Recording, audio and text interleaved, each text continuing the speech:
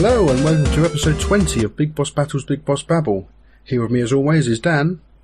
Hello. And Toby. Hello. Excellent, we're all here. So, there was a Nintendo Direct this week. After much shenanigans on Nintendo's and other people's parts. I don't know if you saw this, Toby. Did you see all this stuff going on? I saw some of it. It mostly happened while asleep. But didn't GameStop? Yeah, GameStop posted thing. that it was going to be in 45 minutes, and then it turned out to be a troll. And there was a couple of other big, big places. I think IGN did one. Yeah, and it's almost like Nintendo was kind of pushing them, going, "Go on, just put this out on your Twitter just to troll everyone." I'm sure they did. I mean, the amount of feet of throughput they got. Yes, and then they came along and did a tiny, tiny little direct. Are you complaining about what came out in the direct? They packed a lot of stuff into that 15 minutes. It was very good.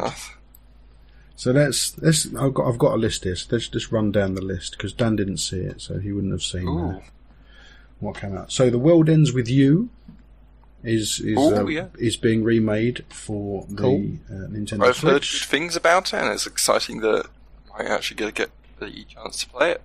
It was a genre crossing game that added rhythm to RPG fighters. That was it, wasn't it? Back when rhythm wasn't being added to other games anymore, like everyone had just stopped. Rhythm games had just died.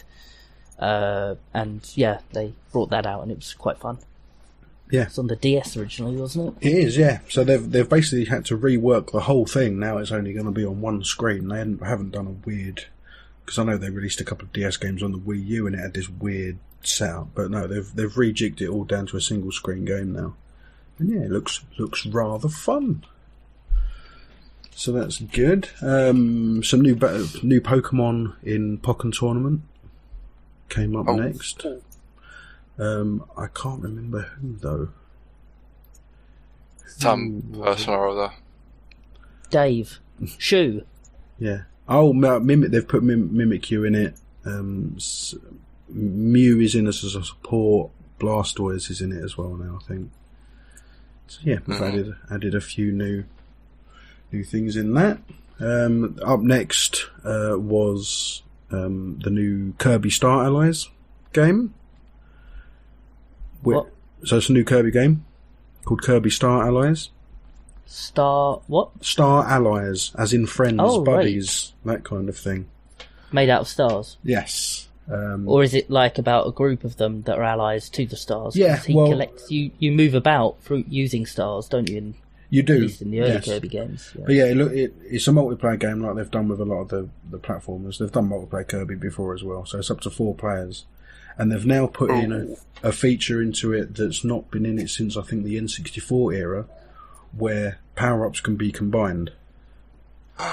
So you can pick up 2 different power-ups, and they combine to create a new one. The N64 version used to do it, and it was quite cool. Magical.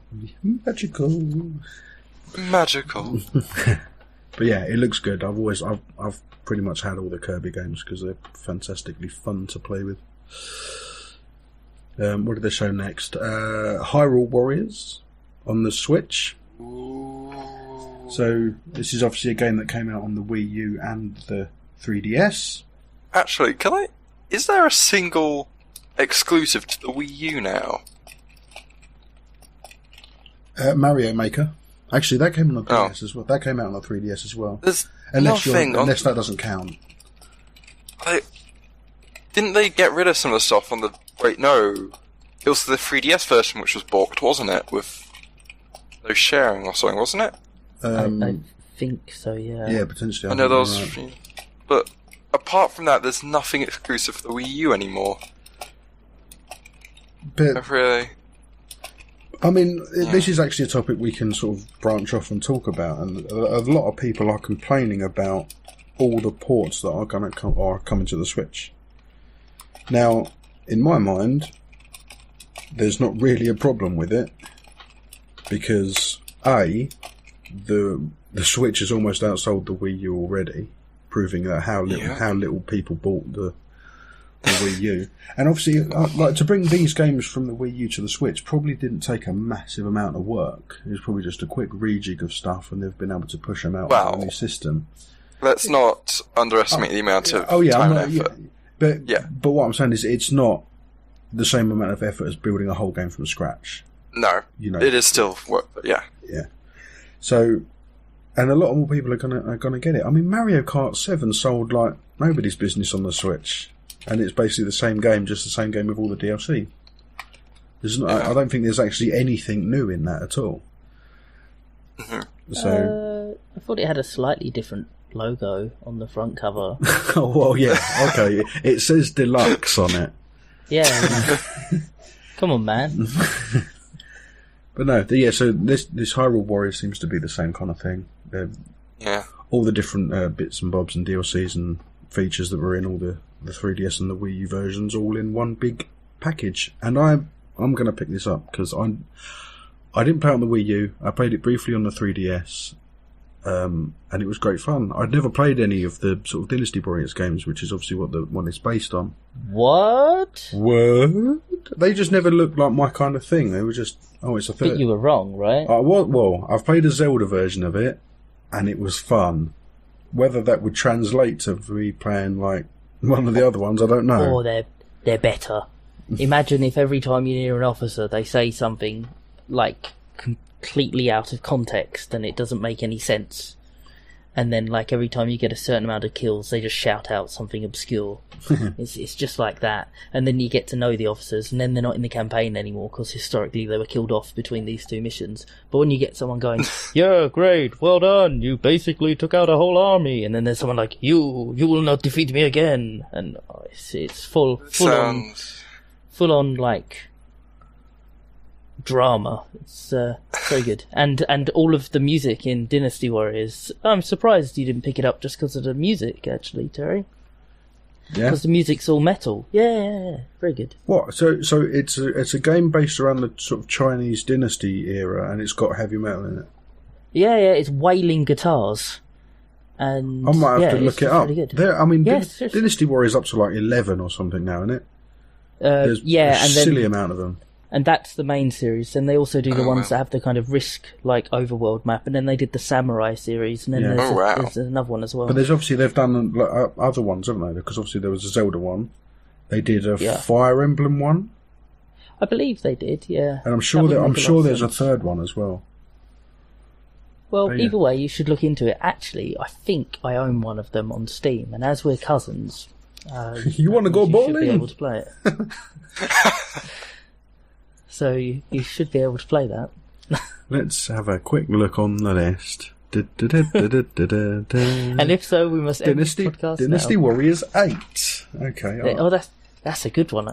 That is 15 gig. Christ, right? I'll install that while we finish the podcast. I've played 57 hours of that apparently. Excellent. Fair chunk. It's more than I put into Stellaris. Oh. Need to get back to playing that. I know, I've been playing it. I've had a new game over this week. It's been grand. Well, they're changing all of the transport rules soon. Oh no. So that you start with one technology and the other two can be unlocked. But anyway, let's not make this Stellaris. I digress, yeah. We should do that sometime. We should do a Stellaris stream. We should with Mirko. Oh. Yes. Yeah, that'd be great. Oh. Excellent. Right, so next up was Mario Tennis Aces, which looks fantastic. That's a good pun. Yes, it is, isn't it? Isn't it a good pun? But yeah, I thought I knew. It's got a full-on story mode in it now, which I don't think they've ever done on the main systems. It was usually the DS and Game Boy versions done by Camelot that had the RPG storylines in them. But it's got an actual story. Yeah, there's a proper storyline in a tennis game. If you play as Waluigi, then it's like you must take out Luigi. Conversation, defeat. You go Gaga for a second. What? Rah rah. Oh right. I was like, But it does look like good fun. I've always been a fan of the Mario Sports games. They've always been great fun to play. Like Mario Sports Mix on the Wii, on the original Wii, was absolutely fantastic. Had basketball and was it football or hockey? I had Mario Golf on the Game Boy, and I think I've still got it actually, and that was exceptional. Yeah. See, that was one of the Camelot RPG ones. Oh, there you go. Brilliant games. What's up next? So we've got Wise 8 or Ease. I'm not sure how you meant to pronounce it. Is that a sequel to? The Y. It's basically just YS. Yes. Yeah, there's one of them coming to the Switch. Or is? And it seems to be a number 8, and it says now you can take it with you on the go. So I'm guessing it's a remake. I'm not all that up on the Ease series. I know it started way back on the bloody Master System. It's been going for years. I think if you look on your Steam library, cousin, you'll see that your cousin has shared Use 1 and Use 2 with you. Aren't they Master System games? It looks SNES era, I would say. I'm sure they came out. They might be remade a bit later. Everything's been remade on Steam these days. Yeah, this is definitely. As a matter of fact, this looks like RPG Maker. Oh. Which says to me that it's SNES. Yeah, possibly. Oh, there's a very nice backdrop in that picture, so maybe not. Anyway, yeah. But yeah, so it's the next one of those, or a remake of number 8 coming to the Switch. Now this is the next thing is something Lou's gonna love. So it's called SNK Heroines Tag Team Frenzy. Oh. And it's basically a SNK 2D fighter, but all it includes is all the female characters from all their games.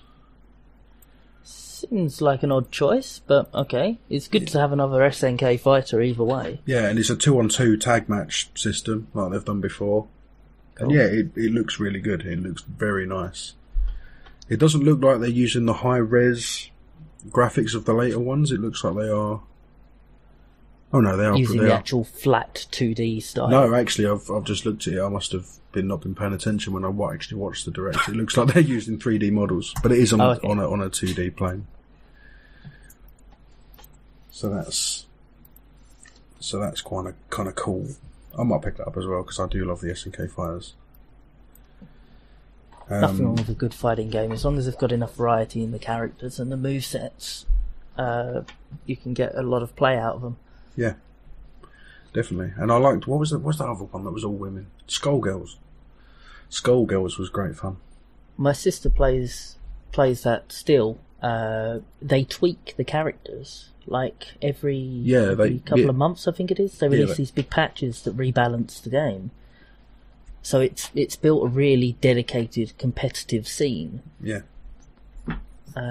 Because everybody has to, or if they want to play it casually, they have to relearn the characters a little bit still, and so there's that kind of want to learn. Very cool. Yeah, does look good. And next, Payday did come up. Toby, you are correct. I must have dozed off during that point. Which is... It says it's a new character exclusively premiering on the Nintendo Switch. I think there's some time but it's really odd these days. We've got Doom and Skyrim and Payday. It's odd how much it's changed. How now? When you say changed, how do you mean? Well, from the times a few years ago when Nintendo was this really family-friendly series, and now, hey, Dark Souls is on the Switch. Yeah, but the thing is, if you actually look into it, there's always been some seriously hardcore games on the Nintendo systems. Oh, can I? Not in my time.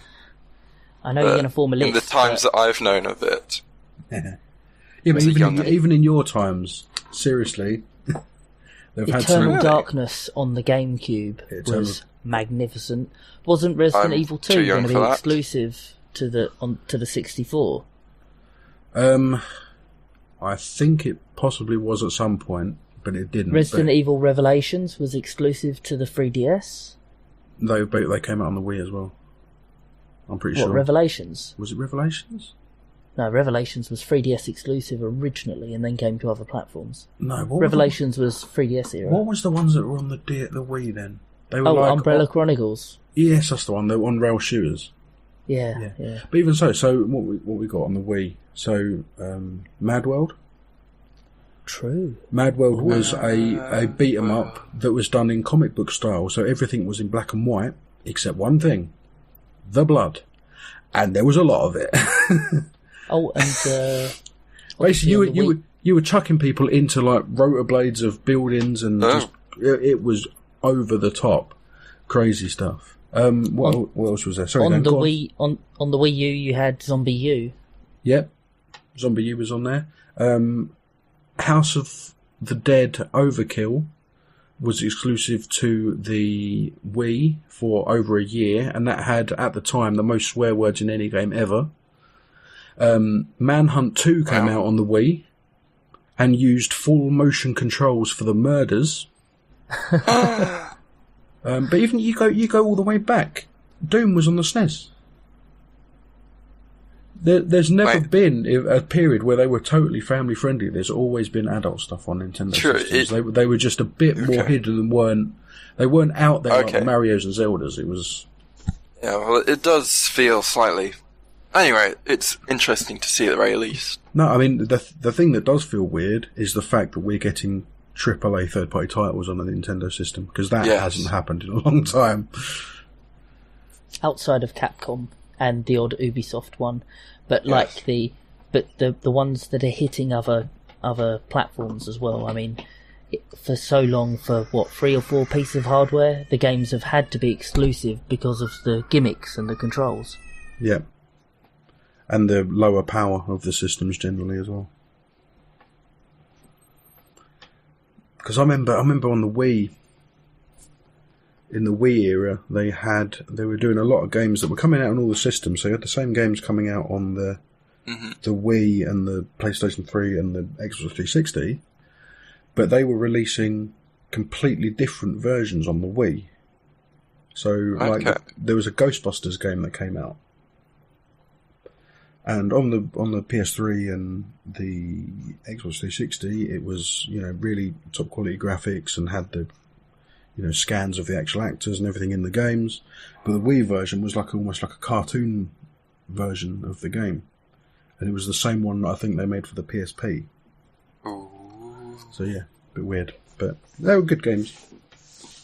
If you've never played the Ghostbusters game, on the 360 or the PS3 or PC now, you can get it cheap. It is so good. Okay. It controls like Gears of War. It's a third-person over-the-shoulder game, but it's Ghostbusters, and it's really good. I hate Gears of War. That's the thing. I'd love, an action-adventure sort of Ghostbusters. You're at your base and you hear reports of something. An RPG of Ghostbusters. There was a bizarre Ghostbusters game that did come out a couple of years back that was like isometric and up to 4 players simultaneous, and it was more of a strategic kind of thing. But no, the great thing about the Ghostbusters video game was it had pretty much all the original actors. So the 4 main Ghostbusters were in it doing their voices, and a number of other characters from the films put their voices and likenesses in the game. It was written by Aykroyd and Ramis, who wrote the films, and it literally did play out like a true third Ghostbusters film. It was excellent. I'm back. Ghostbusters game was that the one on the Gears of War engine? Well, I don't know if it was on the same engine, but I know it played like Gears of War. It was over the shoulder third person. Oh, okay, cool. Started with the courtroom scene, didn't it? Or no, the first mission you do is in the hotel, because the tutorial mission is that Slimer escapes and goes back to where he was originally caught. So you end up in that hotel from the first film. Cool. And you have to capture him again. It's quite cool. Did you never play it? Nah. You should. It's one of those games that I bought and then money got tight and I got rid of before I'd opened it, and then I bought it again, and then I did the same. I think I did that about 3 times. It is such. I mean, if you liked the Ghostbusters films, it's well worth playing through because it is like a third film. I thought they were okay.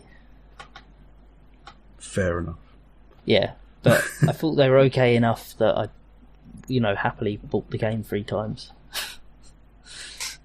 And just didn't play it. Right, so moving on then. Next up on the Direct was a couple of indies. So there was Fee, which is it's an indie game, but it's coming out on the EA Originals label, so it's a non-indie thing. It's a supported indie. Yeah, basically, yeah. It looks like a nice little 3D action game. It's made by Zoink, if you know them, Dan. It is indeed, and I do indeed. Yes, and then there's Matt Makes Games Celeste, which is that mountain climbing 2D pixel platformer thing.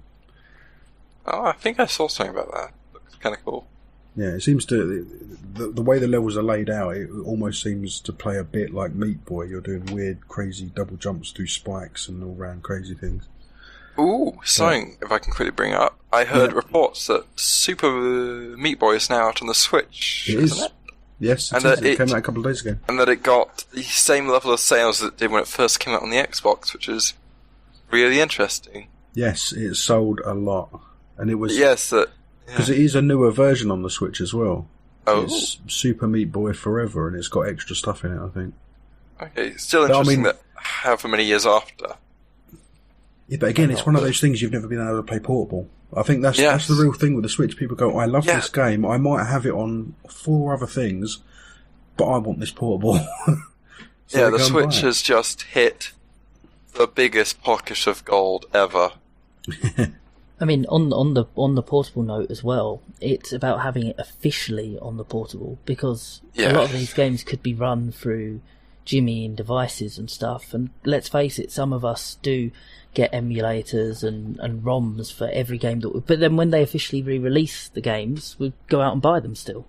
Yeah, because an emulator is never as good as an actual console, plus who wants to spend 10 hours trying to get something to emulate? I'd much rather play on proper hardware than an emulator. And this is the man who emulates. Yeah, I mean, but the thing is, I mean, even you. Yes, even me. That they've really hit. The Switch is. It's going to be really interesting how far it goes. Is it ever going to stop? What, the Switch? Is everyone on the planet going to own their own Switch and a copy of Mario? I don't know. I mean, obviously, people are putting predictions together saying that the way that it's going at the moment, it could outsell the PS2, and I don't know if it's going to get to that level. That's crazy. I the think PS2 I saw something... I think it will outsell the PS2. That's my official prediction. Really? 140 million. There's more people playing games now than ever. If anyone can do it, the Switch can. Yeah.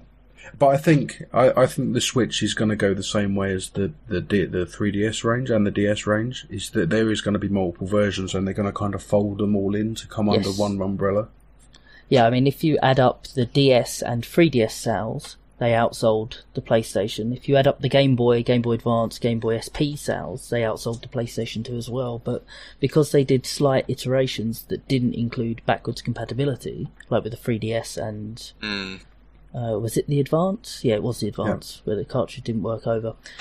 Because of that, they lost out on that golden position. But the Switch is still selling well. I think it would be silly for Nintendo to be thinking about iterating on the console while it's still in such high demand. Maybe in a couple of years' time we'll be looking at it. Yeah, I mean, it'll be a while, but I can definitely see them. One thing that people are saying they're going to do is that they're going to release basically a handheld-only version. So it'll be smaller. So a version without the dock? Yeah, basically it won't connect to a dock. The Joy-Cons will be attached, and it will be slightly smaller. So it'll basically just be like a smaller, or almost like a Game Boy Advance. So a bit smaller, all in one, and just pure handheld. Yeah, it'd be easy enough. If you remove some of the internals, you could do that quite easily, like get rid of the rails and stuff. And they could even go like, and now it's got 20% more battery. And that would be enough for a lot of people to go, you know what, I'm going to go for this. Yeah, they could quite easily release like a tablet in 5 years that's just like, you know, twice as powerful. And even it's just the same size, which they could do with... Well, that's the thing. Even if they were to switch out the chip for the Tegra 2, you'd have a crap ton more power plus perfect backwards compatibility. So that would be the new Switch. The thing they need is that they have this... If they can't really... In my opinion, at least, they need to keep the Joy-Con compatibility and all the other jazz. Oh, yeah, definitely. Yeah. But I mean, that's what I mean. Making it bigger might be a problem, but making it smaller and all in one is fine, because you've got the Joy-Cons, the touchscreen will still work, it won't break any compatibility. Unless there's a game that actively 100% needs motion control. Do you mean Mario? You can play it on different systems. Yes, they do recommend that you play it with split Joy-Cons, but you don't have to. It's impossible. Try doing the massive hat throw without it being portable, and you're going to chuck that in someone's window. Possibly. But anyway, right, let's move on to the next thing. So the next one was Donkey Kong Tropical Freeze, which is another Wii U game that they're bringing over to the Switch. And this time they've put in a special mode to help younger kids. They've put in Funky Kong, and you can basically he's got a surfboard, and you can use his surfboard to basically fly over entire levels, which seems a bit silly. Is the surfboard a $5.99 purchase? No, it's just part of it. Nintendo not that harsh yet. Hopefully they won't. I mean, their mobile games say otherwise, but anyway. Mobile games are not made directly by them, though, are they? There is that. Yeah. And it's a completely different market. So it's very true, yes. And then last off, which was the biggest one that a lot of people were waiting for, was Dark Souls is coming to the Switch. And that's what I'm going to say, because I don't care about Dark Souls. So now you can punt your Switch out of the window when you die for the 1,000th time. Exactly. How many broken Switches is this game going to be responsible for? It's going to... That's their plan to beat the PS2. Release Dark Souls, everyone breaks their Switch and they have to buy a new one. It's genius. I do think that the what is perceived as toxic... kind of get good and kind of proud attitude at being good at the game has served as a good warning for people before they buy the game that it will be, tough and unforgiving. Yeah, which is the exact reason I have not touched the series at all. Yeah, I mean, I might get on the Switch. And when Demon's Souls came out on the PS3, it was a really small release over here. Yeah. My store had the most pre-orders in the division, I think. It was literally double digits. I think it was 14 or 15 people had come in and been complaining that games were quite easy, and we'd heard all of these reviews, and we were like, oh, well, this is meant to be tough as nails. If you conk out a second time, you lose any progress you left behind when you died the first time. And, and literally we got to less than 20 pre-orders, and it was still big news for the division, but that has expanded so much more, and the game series has become more accessible, and I suppose this is the ultimate in accessibility now. Very true. Yeah. It is cause not basically because we've finished the direct now. That was the last thing, but apparently the PC version is causing a bit of controversy because the developers have basically said, we don't care if you bought it on the PC before, you're going to have to pay full price again. Which obviously PC gamers have kind of gotten used to the fact that if they release these remastered versions, you either get them free or you get them at a massive discount. We have... Dark Souls 1 was broken on PC. Exactly. So that's surely by a modder. Surely that's even more of a reason to give the new one away for free. Okay, sorry, we screwed you over on the first one, but you paid for it anyway. Here you go. But the PC market's got used to re-releases. Have we really seen a game come out on one platform, then re-released on a completely separate platform, and get it for free? Well, no, but that's what we're discussing. Yeah. We're discussing PC owners of the original game getting the newer one for free. Why have we not complained about Skyrim coming out on the Switch and getting it for free? Or we did. But getting it for free. Yeah, but yes, you're missing the point. Oh, am I? Sorry. We're talking about we'll take for example your example Skyrim. I had Skyrim on my PC. The new one came out. I got it for free on the PC. Yeah. You mean the updated content? The fact that I got the new version for free. BioShock 1 and 2, I got the remastered versions of those for free. I know that's standard, but we've never had that before with the PlayStation, have we? No, but then it's kind of different. Yeah. If there was full backwards compatibility, I could see them doing it. But also, what you got to think of as well is that on the console side of things, games are not tied to an account. True. On Steam, they are. Well, on a console, you've really got no proof unless you bought it digitally. You've got no proof that you bought the original game. Which Steam have. So, Are these people not more annoyed that there's obviously a new version of the game being attended to, ergo there could have been some fixes made on the PC? That is coming up as well. The fact that obviously they could do it. But obviously, look, I was reading a massive thread on this the other day and the people are going, well, why didn't they just fix the original one as they do? And they went, look, it was the first PC game they'd ever made. Yeah. They were a console-only thing, and they got better as time went along. Number 2 was better, and 3 was almost perfect on the PC. So now they've gone back and redone the first one, and I think that's a completely fair assessment of it. It was their first ever PC game. Yes, they messed it up. So are they releasing... I still think I've missed something here, or some people have got annoyed about something odd, but... Are they releasing a new version on the PC alongside the Switch? Yeah. So it's been apologies. remastered on everything. Yeah, so it's coming out on the PC, the Switch, and the PS4 and the Xbox One. It's coming out on all the systems. A brand new remastered version. I'm very sorry. I misheard that. Oh, okay. I missed that as well. Fair enough. I thought we were grumbling about the Switch not being free. So let's say that this is Dark Souls 1.5, and I agree. On the PC, we do normally get, like with BioShock, they should. Skyrim, and with Darksiders, we got the upgrades for free. Yeah. With Dark Souls, it is an odd one because it was broken and it did have to be fixed by a modder. Admittedly, it's not 100% yet that that's going to be that's the case. But from the press releases that have come out, they've even said it's going to cost the same on all systems.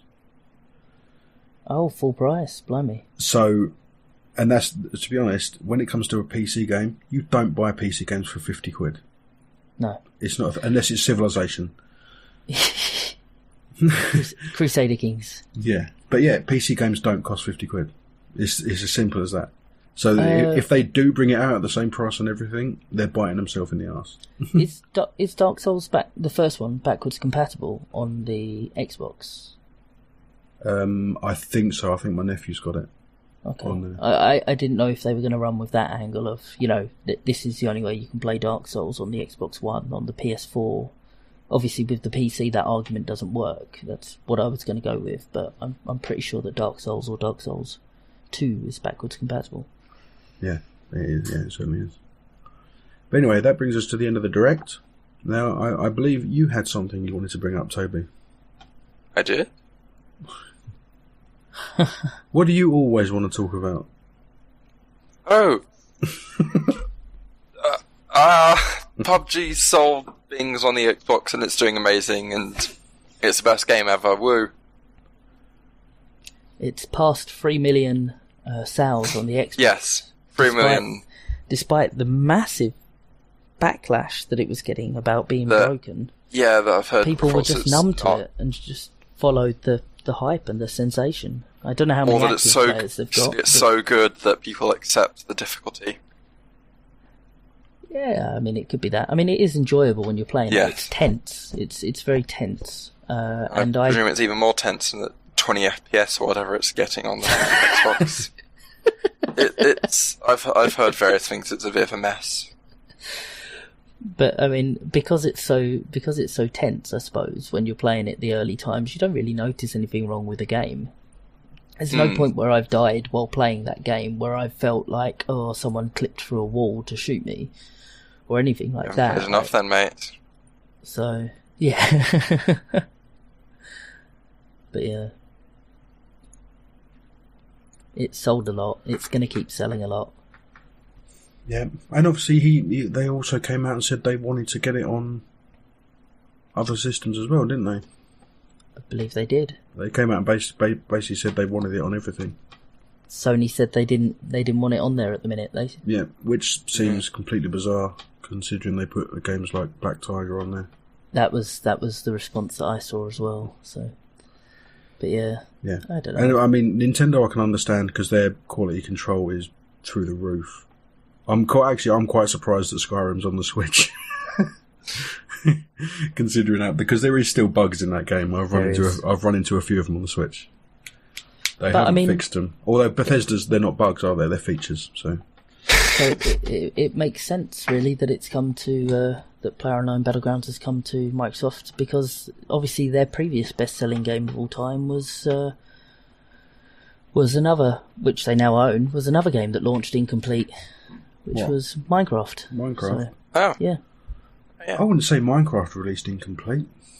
I know. I was just laying down a trap there, but you're being very cool-headed. No, it's cool. I mean, it wasn't feature complete, was it, when it launched? But they had a roadmap. No, it didn't have a feature when it was launched. It was Minecraft's a weird one because obviously on the Xbox and all that kind of stuff, it came out after the game hit 1.0, right? So it was a full game, but Minecraft had always been an always evolving game. So it wasn't that it wasn't finished. It was that, I suppose there's a difference in not finished and development hasn't finished. It was finished up until that point, but at that point it was like, this is a complete game, but we're just going to keep adding to it. And obviously it was still trying to catch up with the PC version, but that was just limitations of the console itself. And on that note, I think that brings us to the end of this week's podcast. So, I thank Dan and Toby for joining me again, and we'll see you next time. Bye for now. Bye. Bye.